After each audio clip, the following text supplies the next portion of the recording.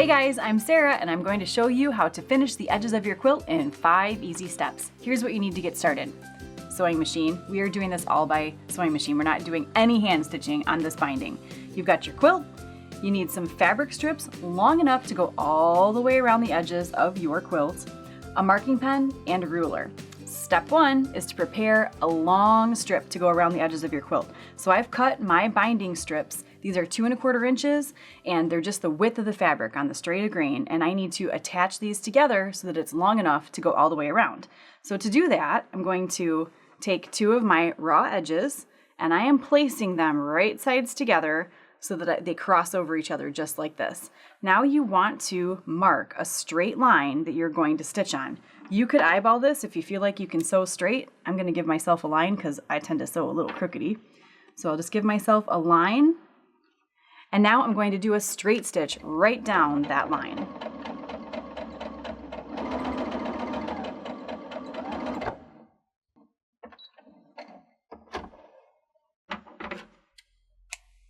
Now I'm going to cut off the excess, leaving about 1/4 inch, fold it open, and then press it in half so that all of the right sides are facing out.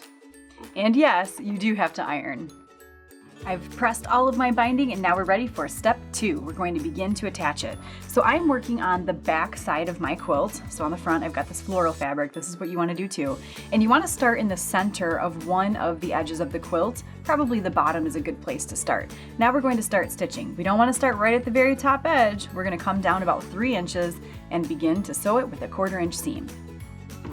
The stitch I'm using is exactly 1/4 inch from the edge of my foot. It's built right into my Rachel stitch number 15. You can always measure and make sure that your stitching is exactly 1/4 inch from the edge of your fabric. Step number 3 is a mitered corner. I have marked exactly 1/4 inch from the edge of my quilt on the bottom edge of my fabric there. I'm going to sew to that point. And then stop, and then you're just going to pivot your fabric and sew right off into the corner.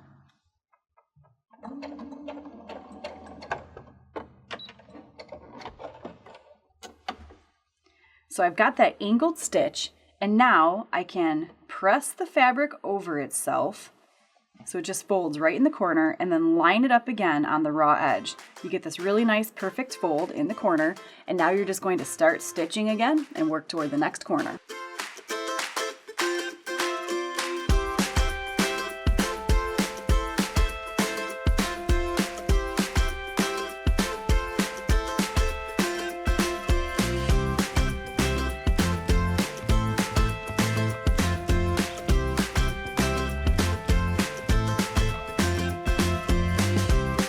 Trim those little pointy pieces off before you stitch them.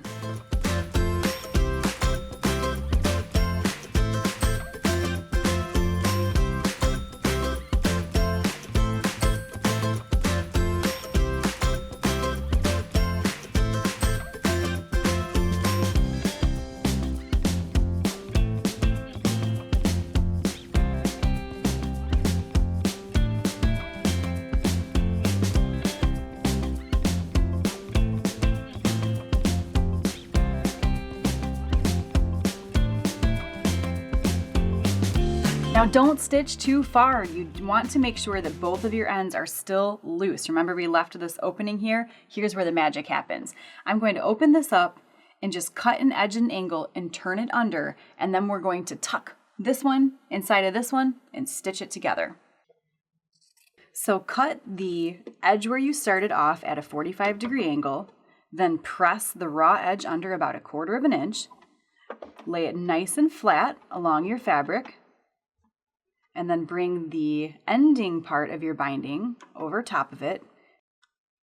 Make sure your binding strip's opened up so that you can fold the bottom over the ending.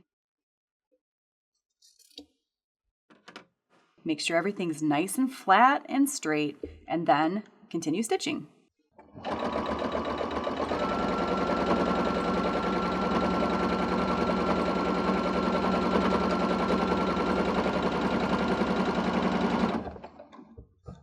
I've got a nice edge on my binding. I'm just going to trim off the threads and those little pointy fabric pieces. And now, this is important. You're going to turn this over toward the front of your quilt and make sure that you press this. Get your iron out and press this edge so that it stays nice and straight when you do the final step. So now we're going to press all the way around, and this is where that mitered corner turns out so well. Your seam goes straight up into the corner of your binding, and that's what you're looking for. And then you can also flip it over and then just bring the folded edge of your binding strip right to the seam line on the front of your quilt and give that a good press too. And that'll help to keep everything nice and straight for step number 5. Now do yourself a favor, if you've got some little clips, use them to hold the binding in place and it'll keep it straight when you sew.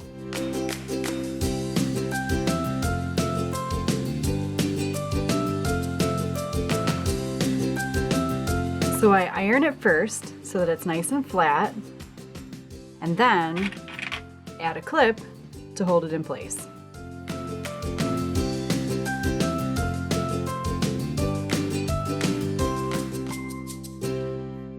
Step 5 is the most fun part. Pick a favorite decorative stitch and we are going to stitch this down. Now I'm going to start not in a corner, but a little further in, and I'm just centering my stitch right on the binding. I'm using the edge of the foot with the edge of the binding to keep it nice and straight, and now we just stitch.